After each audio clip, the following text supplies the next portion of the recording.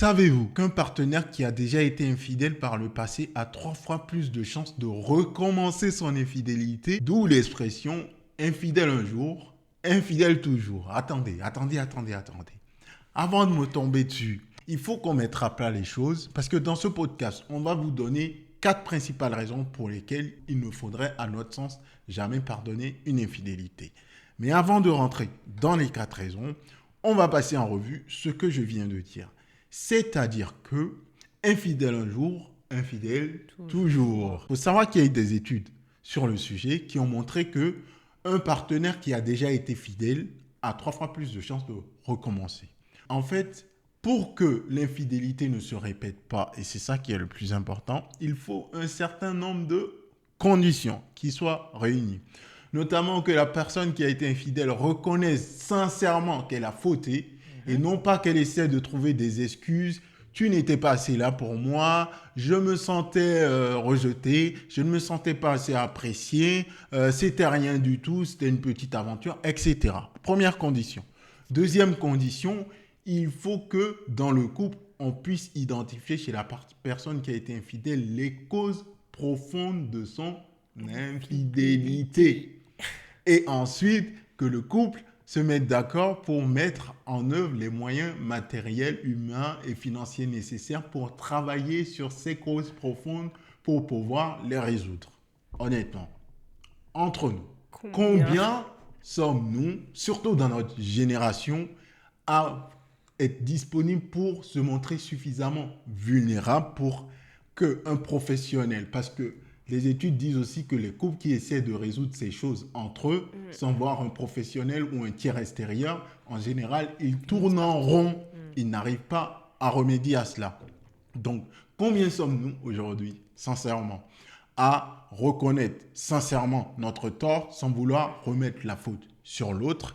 Et combien sommes-nous à être disponibles à mettre tous les moyens nécessaires et notamment aller voir un professionnel pour chercher à identifier les causes profondes de l'infidélité et le résoudre.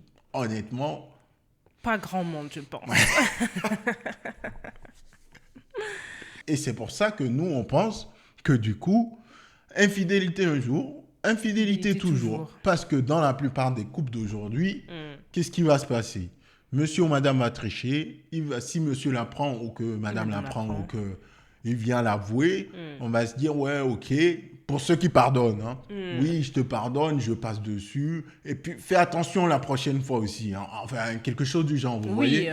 Mais on ne cherchera jamais à identifier les causes profondes de cette infidélité et pour travailler dessus. Déjà parce que la personne qui a trompé, généralement, va minimiser. Elle va dire que c'était rien, que c'était juste une erreur, qu'il s'est un petit peu perdu à ce moment-là. Donc, tu te dis qu'il n'y a pas vraiment une raison profonde pour laquelle il est parti te tromper. Donc, on reste en surface et on se dit, je te pardonne. T'es sûr que tu vas plus recommencer? Oui, je te promets, machin. Voilà, des petites excuses, des petits cadeaux par-ci, par-là. Et après, on calme un peu les choses. Commettre une infidélité, c'est pas rien. En fait, il y a des ressorts psychologiques d'après les professionnels qui peuvent justifier ça. Et tant qu'on n'a pas compris ça, pour remédier à ça, si on se contente de dire « Ouais, je te pardonne, mais bon, fais gaffe aussi, hein, évite des trucs désormais. » Ça sert à rien.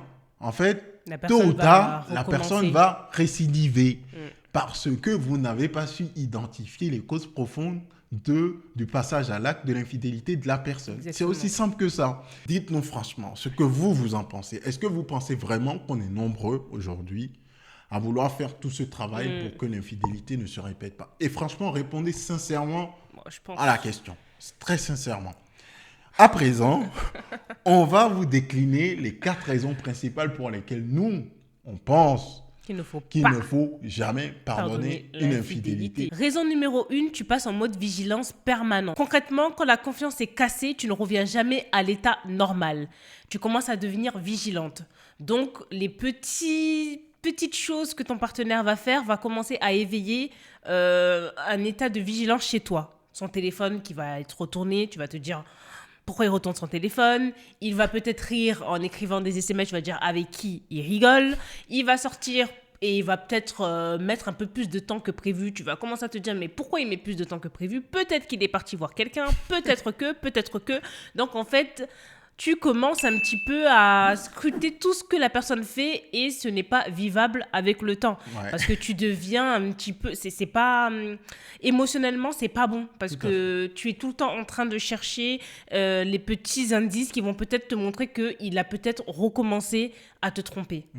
Et en fait, les petites choses qui étaient normales auparavant deviennent anormales. C'est Parce ça. que justement, tu commences à trop surveiller. Exact. Et ça, c'est de la limite de la paranoïa. Hein, et ça a de quoi bousiller l'état mental Totalement. d'une personne. Hein. La raison numéro 2, si tu décides de pardonner, c'est que tu vas chercher à construire avec quelqu'un qui a déjà, à un instant T de votre relation, choisi son plaisir personnel au détriment de votre couple et de votre famille. Soyons honnêtes un instant, pour ceux qui ont été infidèles. Pendant qu'on est infidèle, on ne pense pas au tort qu'on peut causer à notre partenaire, au tort qu'on peut causer à la famille, la honte qu'on va lui donner, etc. On ne pense pas à tout ça, on ne pense qu'à son plaisir personnel, purement égoïste. Donc, si tu choisis de pardonner et de reconstruire avec quelqu'un qui t'a déjà été infidèle, c'est que tu cherches à construire avec quelqu'un qui, à un instant T, t'a déjà prouvé qu'il peut faire passer son ego et ses plaisirs égoïstes, personnels, au détriment de votre couple et de votre famille s'il y a des enfants. Et ça, c'est un signal qui n'est pas négligeable parce que les ressorts psychologiques de cette attitude sont considérables. Et puis, on va pas se mentir, l'infidélité, c'est pas quelque chose, c'est pas un accident de voiture qui arrive en une seconde comme ça. L'infidélité, c'est quelque chose qui intervient dans un processus de construction. La personne commence par flirter, on s'envoie des messages, on va à des rendez-vous, puis on se voit en tête à tête et on finit dans un lieu clos, fermé, où on est en tête à tête pour finir par consommer le fruit de notre aventure. Ce n'est pas un accident qui arrive comme ça du jour au lendemain. Donc, la personne, pendant tout ce processus, aurait pu, à un instant donné, ne pas aller jusqu'à la fin et se dire « Ah oui, là quand même, je suis en train de franchir un cap. » Cette personne ne l'a pas fait. Ça veut dire que cette personne a conscientisé pendant le processus le risque de te perdre. En tout cas, elle a fait le calcul risque-opportunité. Vous voyez ce que je veux dire ? Et à un moment donné, cette personne s'est dit, mon plaisir égoïste que je vais prendre dans le cadre de mon aventure conjugale est plus important que ma relation, mon couple, ma famille et tout ce que je suis en train de construire avec mon partenaire initial. Et donc, c'est important. C'est quelque chose qu'il ne faut pas négliger. C'est quelqu'un qui, dans sa tête, quand même, a prioriser quelque chose au détriment de vous à un moment donné. Vous voulez vraiment reconstruire quelque chose avec cette personne qui vous a montré que sa loyauté envers vous et votre famille peut vraiment passer au second rang à des moments cruciaux où son ego, ou comment on appelle ça là, ce qui nous pousse à agir de la sorte sur le plan sexuel. Ces pulsions, voilà. Ces pulsions sexuelles peuvent passer devant au détriment de votre couple et de votre famille. Vous voulez vraiment reconstruire avec cette personne ? Et comme on le dit souvent, il est désolé simplement parce que vous l'avez appris. Parce que sans ça, il n'était pas désolé. Troisième raison, c'est le ressassement chronique. On est d'accord que quand on est trompé, la majorité des personnes disent pardonner. Mais au fond, on n'oublie pas. Donc, pendant le reste de la relation, on va continuer à reparler de cette situation plusieurs fois, à le ressasser, à poser des questions. Donc finalement, la relation peut même ne pas se terminer parce qu'on a été trompé, mais peut venir se terminer parce qu'on ressasse tout le temps et ça crée des disputes dans la relation. Alors, ce qu'il faut savoir, ce que moi j'ai lu pendant qu'on faisait les recherches sur le sujet, c'est que, en fait, le besoin de l'autre partenaire qui a été trompé de poser des questions, c'est pas vraiment pour culpabiliser l'autre, mais pour mieux comprendre. La personne cherche à comprendre pourquoi tu m'as trompé. Qu'est-ce qui s'est passé ? En fait, elle veut comprendre pour pouvoir voir si elle a une part de responsabilité dans ce qui s'est passé et comment éventuellement vous pouvez travailler ensemble pour remédier à cela. Mais le problème, c'est qu'à force de reposer, ressasser constamment, comme ça, le sujet, la personne qui a été infidèle finit par comprendre Bah, si tu en parles tout le temps comme ça, c'est que tu ne m'as pas vraiment pardonné au fond. Alors qu'en vrai, en fait, les spécialistes définissent ce besoin de parler constamment de cette infidélité comme en fait un réflexe traumatique. C'est pas vraiment un choix de la personne qui a été trompée Oui, de reparler, normal. c'est juste un réflexe traumatique. Et du coup, ça, à long terme, c'est quelque chose qui, comme elle l'a dit, va générer des disputes. Et ces disputes-là vont davantage abîmer le lien Encore. qui est déjà fragile dans le couple. Donc, la question qui se pose du coup, c'est Est-ce que vous est-ce que vous êtes vraiment capable de pardonnez pardonner et de sans ne ressasser? plus ressasser cette Enfin, en infidélité? tout cas, le ressasser peut-être au début, mais arriver à passer dessus avec le temps et ne pas revenir souvent sur le sujet. Parce que finalement, vous allez vous faire beaucoup plus de mal à rester et à vous faire mal à ressasser, vous faire mal à vous et à votre partenaire, qu'à tout simplement mettre un terme à la relation au moment où la personne vous a trompé. C'est pour ça que certains disent, je ne sais pas si vous avez déjà entendu cet adage, ne pas pardonner.